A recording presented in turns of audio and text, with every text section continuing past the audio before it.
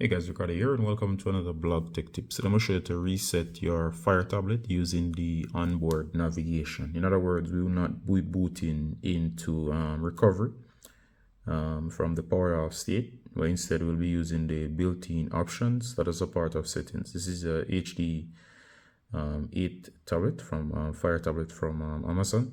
So of course, in order to find the option, do the following. So go to settings. You should be at the top of the menu seen here, and of course you're going to go down. Once you go all the way down, you're going to see a bunch of options. You can go to the option that says let me find it here, device options.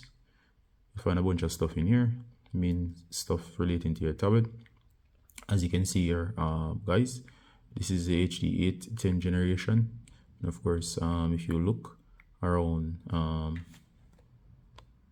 you should see the option that says reset. Now it says reset to factory default. So if you want to reset your tablet totally, you'd use this option. So if you go to reset to factory defaults, notice it says you are about to reset your factory defaults, which remove all your personal information, Amazon account information, download content and applications from the internet storage. I'm not going to do it. I'm just showing you where to find the option.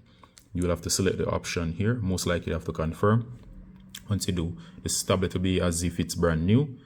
This is great in case you want to start over afresh. It will delete everything, so do bear that in mind, including your stored stuff, unless it's stored in the cloud. You definitely want to think carefully before doing this. If you're going to give your tablet to somebody else, like it's been sold or so on, this is where we would reset. Or of course, if there have been severe errors, we do this. There's another way to do this by booting into recovery. We have a tutorial on that as well, so I'm just going to hit cancel, but for you, you'll hit reset and you can do it from here. All right, so I'm going to end the tutorial here. Of course, guys, it's Ricardo from Blog Tech Tips, saying bye until next time. Bye.